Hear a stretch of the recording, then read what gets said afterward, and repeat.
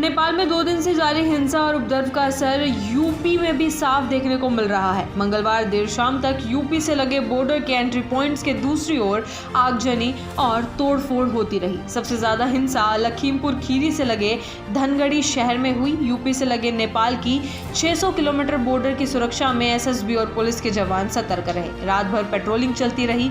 Bahraich Nepal border पर बांके जिले के नेपालगंज शहर में टायर जलाकर प्रदर्शन हुआ। जमुनहा चौकी पर तोड़फोड़ की। प्रदर्शनकारी भारतीय सीमा में घुसने लगे तो एसएसबी और पुलिस ने उन्हें वापस भेज दिया। लखीमपुर खीरी में बॉर्डर सील कर दिया गया है। यहां सीमा से महज 1 किलोमीटर दूर कैलाली जिले के धनगढ़ी शहर में भी हिंसा हुई। यहां भीड़ ने 6 बार के पूर्व पीएम शेर बहादुर देउबा के घर को आग के हवाले कर दिया। भीड़ ने शेर बहादुर और उनकी पत्नी की बेरहमी से पिटाई कर दी। यहां हिंसक प्रदर्शनकारियों ने विदेश मंत्री आरजू राणा देउबा के आवास, मुख्यमंत्री कार्यालय और कई राजनीतिक दलों के दफ्तरों में आगजनी की। धनगढ़ी में प्रदर्शनकारियों ने जेल पर धावा बोल दिया। यहां बंद सभी कैदियों को छुड़ा लिया गया है। हिंसा को नियंत्रित करने के लिए धनगढ़ी में कर्फ्यू लागू कर दिया गया है, जबकि भारत नेपाल सीमा पर लखीमपुर खीरी में सुरक्षा व्यवस्था कड़ी कर दी गई है। महाराजगंज से सटे नेपाली जिलों में भी हिंसा हुई। हजारों की संख्या में बाइक सवार प्रदर्शन कर रहे हैं। बैरिकेडिंग तोड़ दी है। लखीमपुर खीरी में इंडो नेपाल सीमा के गौरी फंटा से 2 किलोमीटर की दूरी पर धनगढ़ी में नेपाली सेना ने मोर्चा संभाल लिया है। कल धनगढ़ी में प्रदर्शन के दौरान हिंसा हुई थी।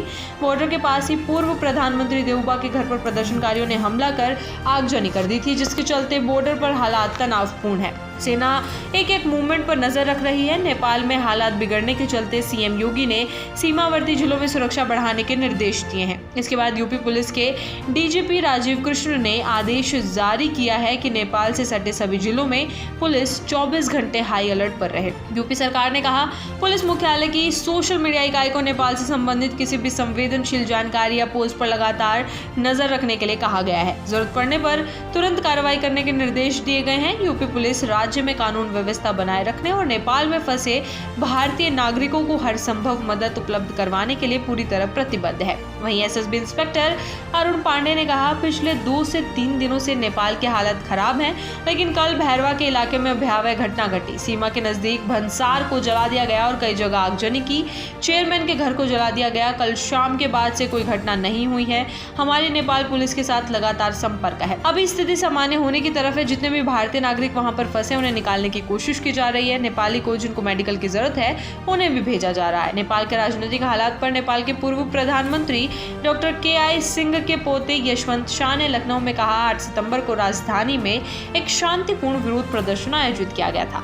इसमें कोई राजनीतिक दल शामिल नहीं था। इसका आह्वान स्टूडेंट्स फॉर जस्टिस नामक छात्र संगठन ने किया था। इस विरोध प्रदर्शन में लगभग 12,000 लोग जुटे थे। विरोध प्रदर्शन और प्रदर्शनकारियों को रोकने के लिए पुलिस ने बल प्रयोग किया।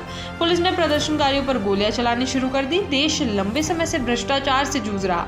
अच्छे पर्यटन और कारोबार के बावजूद यहाँ भारी गरीबी और बेरोजगारी है। वहीं शंकराचार्य स्वामी अविमुक्तेश्वरानंद सरस्वती ने कहा, नेपाल जो सदियों से सनातन धर्म का एक महत्वपूर्ण केंद्र रहा है, हमारे लिए केवल एक पड़ोसी देश नहीं बल्कि हमारे सांस्कृतिक और आध्यात्मिक परिवार का भिन्न अंग है। पशुपतिनाथ की भूमि पर जो भी उथल पुथल हो रही है वो हम सभी के लिए चिंता का विषय है।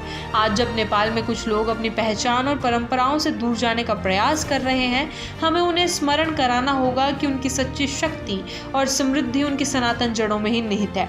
इतिहास गवाह है कि जिन समाजों ने अपनी सांस्कृतिक विरासत का सम्मान किया है वे सदैव सुखी और समृद्ध रहे हैं। हमारा नेपाल के निवासियों से आह्वान है कि वे किसी भी बाहरी प्रभाव या आंतरिक संघर्ष के कारण अपने धार्मिक और नैतिक मूल्यों को ना त्यागें।